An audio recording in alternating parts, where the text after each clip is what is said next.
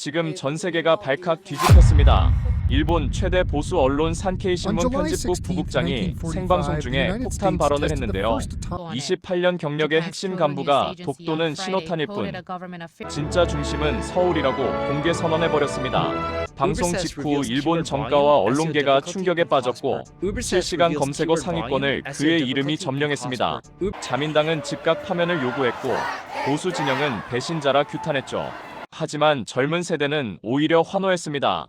도대체 이 기자는 서울에서 무엇을 봤길래 28년 커리어를 버리고 진실을 말했을까요? 미국과 중국은 왜 한국을 중심으로 조용히 움직이고 있을까요? 그 충격적인 이야기 지금 바로 시작하겠습니다. 안녕하세요. 저는 사토 켄지입니다. 50살, 일본 최대 보수 일간지 산케이 신문 편집국 부국장이죠. 28년 동안 언론인으로 살아왔습니다. 정치부, 국제부를 거쳐 편집국 핵심 실세까지 올라왔어요. 제가 만드는 헤드라인이 일본 여론을 움직였습니다. 하지만 언제부턴가 진실보다 조직을 먼저 생각하게 됐죠. 승진을 위해 보수 논조에 순응했어요. 그게 저였습니다. 아내는 전직 방송국 PD, 딸은 대학생이에요. 평범한 삶이었죠. 안정적이고 예측 가능한 커리어. 그런데 모든 게 무너지기 시작한 건 2025년 11월 14일 밤이었습니다. 산케이 신문 편집국. 다음 날 조간 일면을 최종 점검하고 있었어요. 헤드라인은 중국의 독도 개입, 명백한 내정 간섭, 28년 언론인 생활, 늘 해온 방식 그대로였습니다. 보수 독자층이 원하는 논조, 사주와 경영진이 만족할 방향이죠. 책상 위엔 이번 주 발행부수 보고서가 놓여 있었어요. 전주 대비 3% 증가, 독도 관련 기사를 낼 때마다 판매량이 올라갔습니다. 그게 현실이었어요. 그때 정치부 차장 야마모토가 황급히 뛰어왔습니다. 32살 젊은 기자죠. 부국장님, 이거 봐야 합니다. 노트북 화면에는 미국 블룸버그 속보가 떠 있었어요. 미칠함대, 한국 해역 48시간째 정박. 워싱턴, 도쿄 긴급 연락에 나흘째 무응답. 읽는 순간 등골이 서늘해졌습니다. 이어서 추가 속보가 떴어요. 서해 남부 72시간 실사격 훈련 통보. 일본 측엔 사전 통보 없음. 휴대폰이 울렸습니다. 편집국장이었죠. 사토, 독도 관련 사설톤 조정해. 한국 직접 비판은 빼. 중국만 때려. 위에서 지시 내려왔어. 목소리가 긴장되어 있었어요. 전화를 끊고 창밖을 봤습니다. 도쿄 시내 야경이 흐릿했어요. 뭔가 심상치 않다는 느낌이 강하게 들었습니다. 편집국 안 분위기도 이상했어요.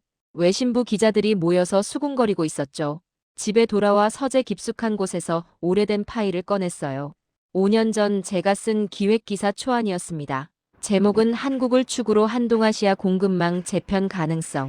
당시 데스크에서 좌파 논조라며 전면 기각당했던 그 기사죠.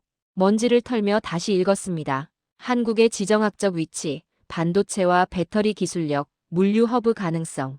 당시 저는 평택항 확장 계획, 인천공항 물류 시스템 고도화, 삼성과 SK의 반도체 투자 확대를 집중 분석했었어요. 5년 전 제가 쓴 데이터가 지금 상황과 정확히 맞아떨어지고 있었습니다. 심장이 빠르게 뛰었어요. 손에 땀이 났죠. 설마 내가 쓴 가설이 현실이 되는 건가?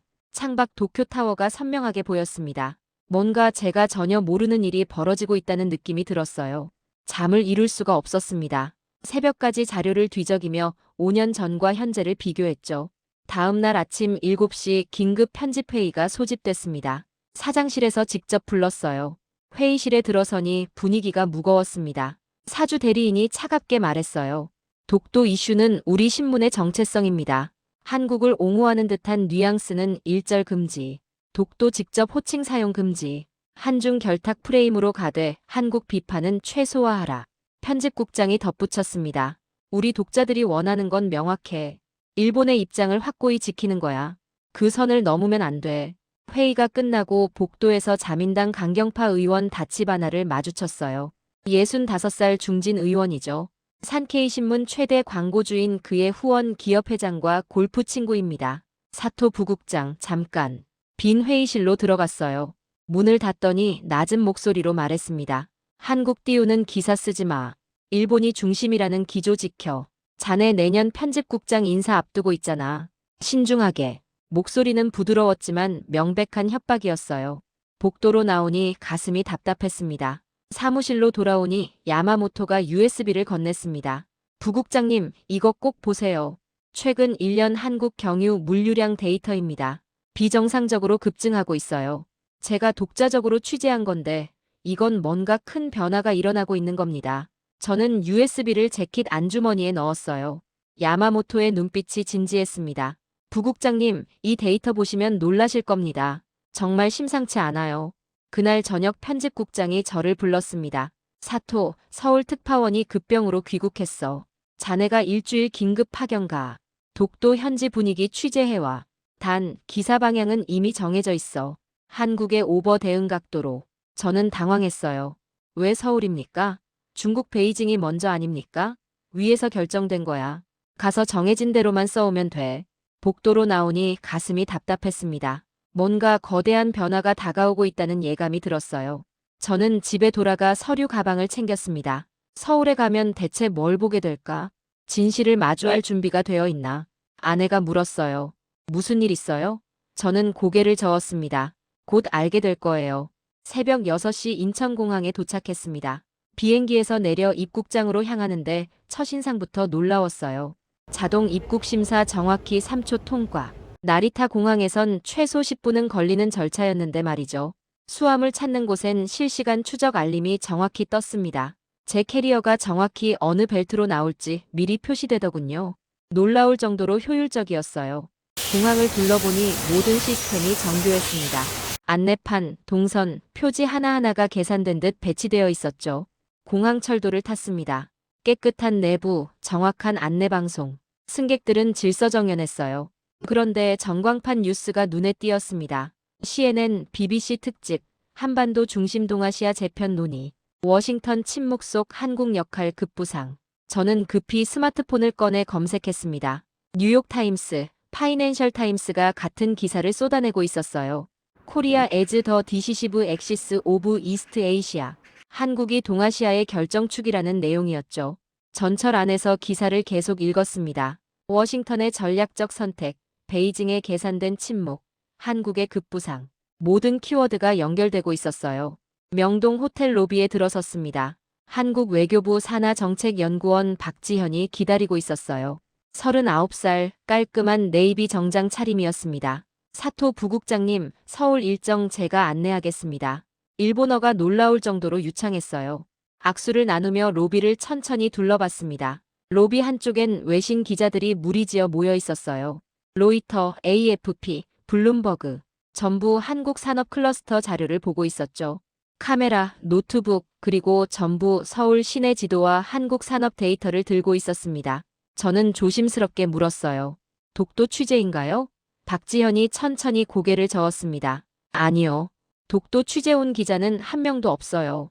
전부 왜 한국이 축이 됐는지 확인하러 온 거예요. 그 말이 가슴 깊숙이 꽂혔습니다. 객실에 짐을 풀고 창밖을 내다봤어요. 서울 시내가 파노라마처럼 펼쳐졌습니다. 고층 빌딩들, 빠르게 움직이는 차량들, 조직적으로 작동하는 도시. 모든 게 정밀했어요. 저는 노트북에 USB를 꽂았습니다. 야마모토가 준 데이터를 열었죠. 평택항 물동량 전년 대비 38% 증가. 인천공항 화물 처리량 42% 증가. 한국 경유 반도체와 배터리 물류 폭증 그래프. 숫자들이 눈앞에서 춤을 췄어요. 5년 전 제가 쓴 기사 초안의 예측이 정확히 맞아떨어지고 있었습니다. 그래프를 하나하나 뜯어봤습니다. 모든 수치가 제 예측을 뛰어넘고 있었어요. 휴대폰에 메시지가 왔습니다. 박지현이었어요. 내일 밤 11시 비공식 공급망 라운드 테이블 회의가 있습니다. 미국, 한국, 대만 실무진 회의인데 부국장님 직접 보셔야 할 겁니다. 독도는 신호탄일 뿐이니까요. 저는 메시지를 여러 번 읽고 또 읽었어요. 신호탄. 그 단어가 머릿속에서 계속 울렸습니다. 창밖을 보며 깊이 생각했죠. 내일 밤 저는 대체 무엇을 보게 될까? 준비된 진실일까? 아니면 예상치 못한 충격일까? 잠이 오지 않았습니다. 노트북을 켜고 5년 전 제 기사를 다시 읽었어요. 그때 저는 이렇게 썼었습니다. 한국은 대륙과 해양을 잇는 유일한 교차점이다. 기술력과 물류 시스템이 결합되면 대체 불가능한 허브가 될 것이다. 5년 전 제 예측이 지금 눈앞에서 현실이 되고 있었어요. 다음 날 밤 11시. 호텔 지하 3층으로 내려갔어요. 엘리베이터 문이 열리자 보안이 삼엄했습니다. 입구에서 명찰을 받고 비밀유지 서약서에 서명했죠. 휴대폰은 즉시 회수당했습니다. 보안 요원이 금속 탐지기로 몸을 꼼꼼하게 검사했어요. 복도를 따라 걸어가는데 긴장감이 공기 중에 느껴졌습니다. 회의실 문이 무겁게 열렸어요. 타원형 테이블에 사람들이 진지한 표정으로 앉아 있었습니다. 미국 국무부, 한국 산업부, 대만 경제부, 일본 대기업 임원들. 저는 지정된 자리에 조용히 앉았어요. 테이블 위엔 두툼한 자료집이 놓여 있었습니다. 로라 스미스가 회의를 시작했습니다. 40대 초반 미국 국무부 아시아 경제안보 담당 부차관보였죠. 지금 우리가 만드는 건 미한대만 공급망의 최종 완성 버전입니다. 한국은 더 이상 단순 제조기지가 절대 아니에요. 기술, 품질 관리, 물류 허브, 모든 연결고리의 핵심 중심이죠. 한국 측 실무자가 일어나 프레젠테이션을 시작했습니다. 화면에 그래프가 선명하게 떴어요. 숫자들이 생생하게 보였습니다. 대만 측 대표가 신중하게 입을 열었어요. 이 흐름이 끊기면 전체 라인이 완전히 마비됩니다. 우리는 이미 한국 없이는 작동할 수 없는 구조예요. 회의실이 무겁게 조용해졌습니다. 로라가 다시 단호하게 말했어요. 워싱턴 내부 표현을 아주 솔직히 말씀드리죠. 지금 동아시아의 결정축, 디시시브 엑시스는 명백히 한국입니다. 일본은 중요한 파트너지만 중심은 절대 아니에요. 제 손이 심하게 떨렸습니다. 자료를 넘기다 눈에 띈 문구가 있었어요. 회의 자료 구석에 작은 글씨로 적혀 있었습니다. 자료 출처, 일본 산케이 신문 국제부 내부 분석 2020년. 5년 전 제가 직접 쓴 기사 초안의 핵심 데이터였어요. 제 손으로 쓴 분석이 미국 전략 문서에 근거가 되어 있었습니다. 가슴이 철렁 내려앉았어요. 옆에 앉은 일본 대기업 임원이 작은 소리로 중얼거렸습니다. 이건 우리가 예상했던 것보다 훨씬 심각한 상황이야. 회의는 2시간 넘게 이어졌습니다. 구체적인 물류 동선, 기술 협력 방안, 리스크 관리 체계. 모든 논의의 중심엔 한국이 있었어요. 회의가 끝나고 복도로 나왔어요. 누군가 제 어깨를 가볍게 두드렸습니다. 돌아보니 리나오였어요. 40대 중반 중국 상무부 자문역, 베이징 특파원 시절 제 오랜 동료였죠. 사토, 정말 오랜만이야. 리나오가 의미심장한 미소를 지으며 말했습니다. 일본은 독도를 꺼냈고 중국은 그 카드를 전략적으로 이용했을 뿐이야. 진짜로 건드리면 절대 안 되는 대상은 한국이라는 걸 베이징도 아주 잘 알고 있어. 우린 단순히 시그널만 보냈을 뿐이지. 리나오가 계속 말했어요. 베이징 내부에선 이미 3년 전부터 한국을 중심축으로 보는 보고서가 나왔어. 우리도 현실을 인정하고 있다고.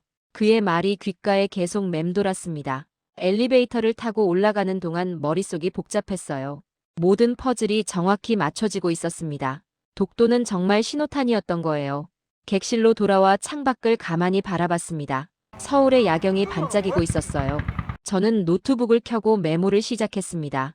내일 포럼에서 무엇을 물어야 할지 정리하기 시작했죠. 손가락이 키보드 위에서 빠르게 움직였습니다. 다음 날 오후 2시, 서울시청 대강당에 도착했습니다. 동아시아 공급망 재편과 한국의 역할 국제포럼이 열리는 곳이었어요. 입구부터 카메라들이 즐비했습니다. 로이터, AFP, 교도통신, 블룸버그, 알자지라. 객석엔 300여 명이 빼곡히 앉아 있었어요. 저는 앞쪽 언론석에 자리를 잡았습니다. 무대 위로 연사들이 차례로 올라왔어요. 미국 브루킹스 연구원, 싱가포르 국립대 교수, 독일 경제연구소 소장. 첫 번째 발표가 시작됐습니다. 브루킹스 연구원이 슬라이드를 넘기며 확신에 찬 목소리로 말했어요. 한국은 키스톤입니다. 아치에서 중심 돌을 빼면 전체가 무너지듯 한국 없이는 동아시아 공급망이 작동하지 않아요. 싱가포르 교수가 힘주어 이어받았습니다. 대체 불가능한 국가입니다. 기술, 물류, 시스템 안정성이 모두 완벽하게 갖춰진 유일한 국가예요. 독일 소장이 마지막으로 강조했어요. 유럽 관점에서 객관적으로 봐도 한국은 동아시아의 확실한 앵커입니다. 객석에서 고개를 끄덕이는 사람들이 많이 보였어요. 저는 가만히 앉아 듣고 있었습니다. 일본 언론이 이 포럼을 실시간 온라인 생중계하고 있다는 걸 알고 있었어요. 질의응답 시간이 왔습니다. 사회자가 객석을 천천히 둘러보다 저를 지목했어요. 산케이 신문 사토 부국장님, 질문 있으신가요? 순간 객석의 시선이 일제히 저에게 쏠렸습니다. 300쌍의 눈이 동시에 저를 바라봤어요. 저는 잠시 망설였습니다. 손을 들어야 할까? 그냥 가만히 있어야 할까? 다치바나 의원의 차가운 경고가 선명하게 떠올랐죠. 하지만 저는 천천히 손을 들었어요. 왜 지금 한국입니까? 무엇이 한국을 이 공급망의 중심으로 만들었습니까? 제 목소리가 강당 전체에 울려 퍼졌습니다. 브루킹스 연구원이 정중하게 답했어요. 아주 좋은 질문입니다. 첫째, 기술 독립성. 한국은 핵심 기술을 자국에 확실히 쥐고 있습니다. 반도체 설계부터 제조, 배터리 소재부터 완제품까지 전 과정을 완벽히 컨트롤하죠. 둘째, 지정학. 대륙과 해양을 모두 연결하는 최적의 위치입니다. 중국, 일본, 동남아, 미국을 잇는 완벽한 교차점이에요. 셋째, 시스템 안정성. 예측 가능한 성숙한 민주주의, 견고한 제도, 투명한 규제 환경이 있습니다. 그리고 마지막으로 물류 허브. 들어오고 섞이고 나가는 모든 흐름이 한국을 통과합니다. 강당이 조용해졌어요. 저는 의자에 앉아 깊게 숨을 고르고 있었습니다. 제 질문이 일본 전역에 생중계되고 있다는 걸 알고 있었어요. 포럼이 끝나고 밖으로 나왔습니다. 핸드폰을 켜는 순간 알림이 폭발적으로 쏟아졌어요. 일본 뉴스 속보들이었죠. 산케이 신문 부국장, 서울 포럼서 한국 중심론 질문. 이례적 질문으로 큰 논란. 정부 방침과 명백히 배치되는 발언. 손이 심하게 떨렸어요. 전화벨이 날카롭게 울렸습니다. 다치바나 의원이었죠. 받지 않을 수 없었습니다. 사토, 방금 발언 전부 다 받네. 정부 방침과 완전히 다르던데. 돌아오면 심각하게 이야기 좀 하지. 목소리가 차갑게 식어 있었어요. 네, 알겠습니다. 전화를 끊었습니다. 등 뒤에서 차가운 식은땀이 흘렀어요. 이제 돌아갈 수 없는 강을 완전히 건넌 것 같았습니다. 하지만 후회는 전혀 없었어요. 호텔로 돌아와 노트북을 켰습니다. 이메일함이 완전히 난리였어요. 편집국장, 사장실, 인사부장. 모두 비슷한 긴급 내용이었습니다. 한국 중심론 언급 즉시 자제 요청. 독도 프레임 유지. 기사 송고 전 본사 사전 검토 필수. 저는 이메일을 모두 닫았습니다. 더 이상 그들의 지시를 따를 수 없었어요. 새 문서를 열었습니다. 커서가 깜빡였어요. 제목을 쳤습니다. 독도는 신호탄, 중심은 서울이다. 손가락이 키보드 위에서 빠르게 움직이기 시작했어요. 미 칠함대의 움직임과 워싱턴의 침묵. 중국이 일본만 공격하고 한국은 건드리지 않는 전략적 계산. 한국 항만, 공항, 기술 지표의 급격한 상승세. 결정축은 한국이라는 미국 국무부 내부 공식 용어. 모든 데이터를 정리했습니다. 그리고 결론을 썼어요. 섬이 아니라 연결의 중심을 봐야 한다. 일본 언론은 독도 프레임에 갇혀 진짜 변화를 놓치고 있다. 독도는 신호탄이었다. 진짜 변화는 이미 시작됐다. 보고서를 완성하고 새벽 5시에 편집국장에게 보내려다 멈췄습니다. 이건 또 서랍 속에 묻힐 보고서가 될 거예요. 5년 전처럼 말이죠. 저는 다른 선택을 했습니다. 암호화된 이메일로 브루킹스 연구소 로라 스미스에게 보냈어요. 제 분석과 데이터를 국제 공동 보고서로 발표하자고 제안했습니다. 익명으로 참여하겠다고 했죠. 이메일 보내기 버튼을 누르는 순간 손이 떨렸습니다. 이제 정말 돌이킬 수 없는 길로 들어서는 거였어요. 일주일 후였습니다. 뉴욕타임스, 워싱턴 포스트, 파이낸셜 타임스가 동시에 일면 특집 기사를 대대적으로 냈어요. 브루킹스 연구소와 유럽 주요 싱크탱크가 공동 보고서를 공식 발표했습니다. 제목은 독도는 신호탄이었다. 중심은 서울이다. 보고서 말미엔 문장 하나가 있었어요. 일본 주요 언론 고위 관계자가 익명으로 자료 제공 및 분석 참여. 같은 날 일본 내부 싱크탱크의 기밀 보고서가 유출됐습니다. 한국 축 중심 국제질서 재편 가능성 분석. 누군가 내부 고발 형식으로 언론에 넘긴 거였죠. 야마모토에게서 암호화 메시지가 왔어요. 부국장님, 우리는 다 알고 있었어요. 윗선이 막았을 뿐입니다. 진실 말해줘서 고맙습니다. 저는 창밖을 가만히 바라봤습니다. 서울의 야경이 아름답게 반짝이고 있었어요. 다음 날 아침 일본이 완전히 발칵 뒤집혔습니다. 포털 실시간 검색어 1위가 사토 켄지, 2위가 독도 신호탄, 3위가 한국 중심론이었어요. 뉴스가 폭포수처럼 쏟아졌죠. 속보, 산케이 신문 부국장 사토 켄지, 한국 중심론 보고서 작성 직접 관여.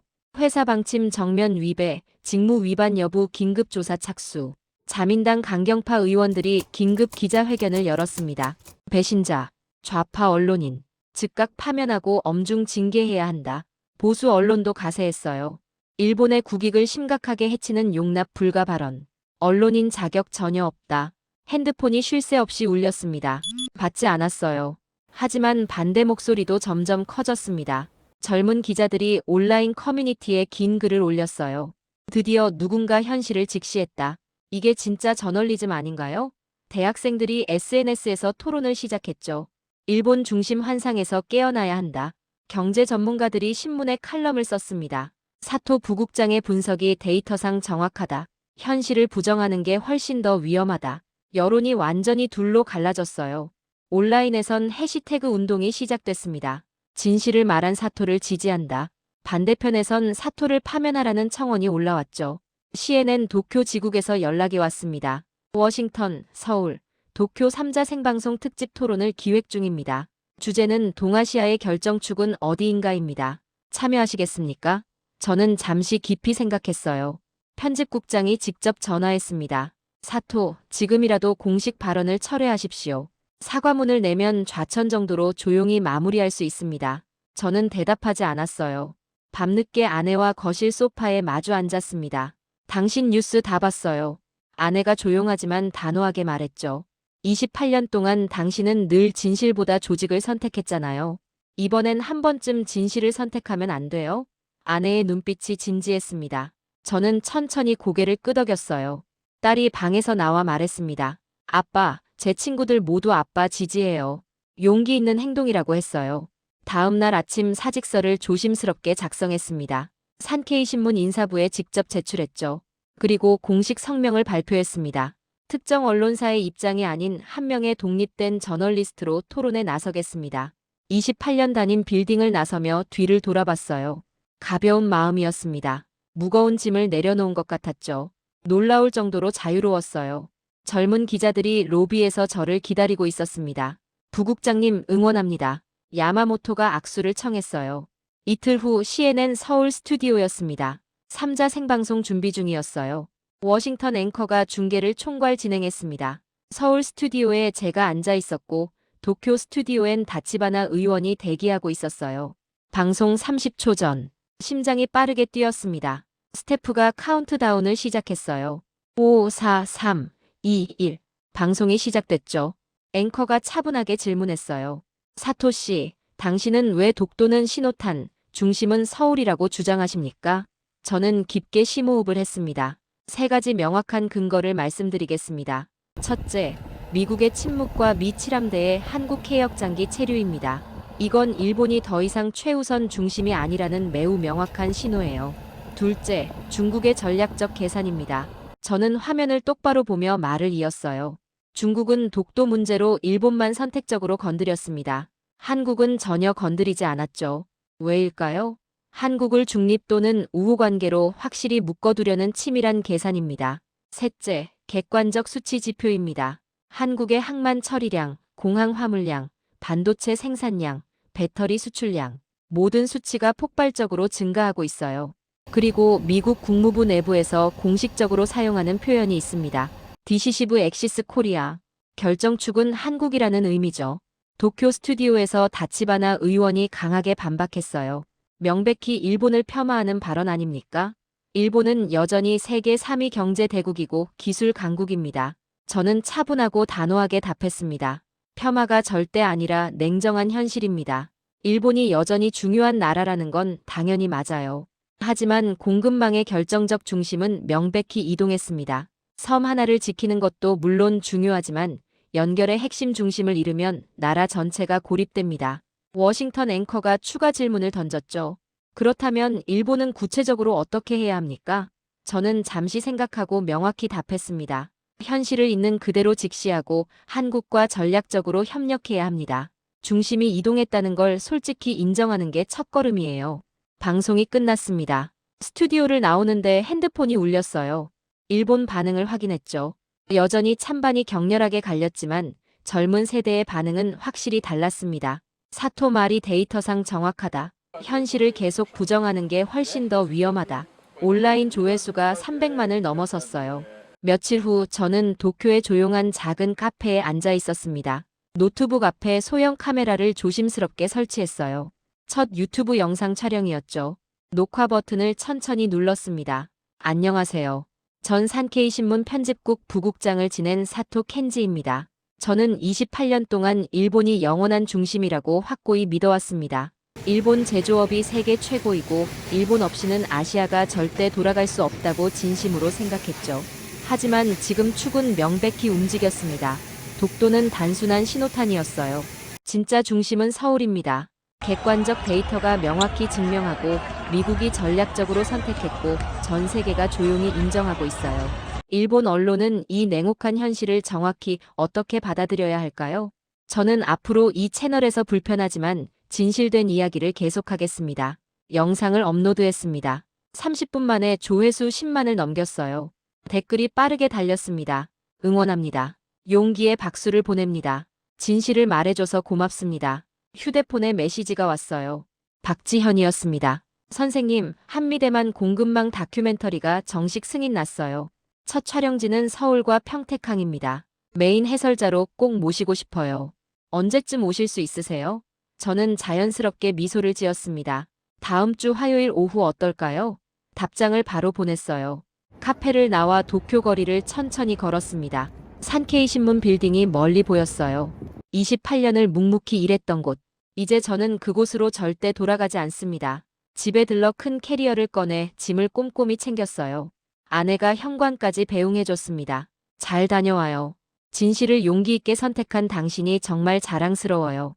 딸이 포옹하며 말했습니다. 아빠, 정말 멋있어요. 나리타 공항 출국장을 지나며 높은 하늘을 올려다봤습니다. 비행기 이륙 방향. 서울을 정확히 향해 나아가고 있었죠. 기내에 앉아 창밖을 가만히 바라봤어요. 구름 사이로 따뜻한 햇살이 부드럽게 비쳤습니다. 이건 끝이 절대 아닙니다. 새로운 시작이에요. 세계는 이미 한국을 확실한 중심으로 조용히 움직이고 있습니다. 미국이 전략적으로 선택했고 중국이 현실적으로 인정했고 객관적 데이터가 명확히 증명하죠. 이제 일본이 해야 할 일은 정확히 하나입니다. 불편하지만 냉정한 현실을 있는 그대로 직시하고 어떻게 함께 협력하며 걸어갈지 현명하게 선택하는 것. 저는 그 어려운 길을 먼저 용기 있게 가보려 합니다. 비행기가 천천히 이륙했어요. 도쿄의 수많은 불빛들이 점점 작아졌습니다. 그리고 저 멀리 수평선 너머로 새로운 도시가 조용히 기다리고 있었어요. 서울. 동아시아의 새롭고 확실한 중심. 저는 바로 그곳으로 향하고 있었습니다. 28년 동안 굳게 믿어온 세계가 완전히 무너졌지만 진실을 선택한 지금 이 순간 마음은 오히려 가벼웠어요. 5년 전 제가 조심스럽게 쓴 기사가 결국 냉혹한 현실이 됐습니다. 그걸 솔직히 인정하는데 5년이라는 긴 시간이 걸렸죠. 하지만 이제 저는 완전히 자유롭습니다. 진실의 편에 확실히 서는 건 때로 외롭고 힘들지만 결국 옳은 일이니까요. 창밖으로 구름이 빠르게 지나갔습니다. 새로운 여정이 시작되고 있었어요. 독도는 신호탄이었습니다. 진짜 이야기는 지금부터 시작입니다.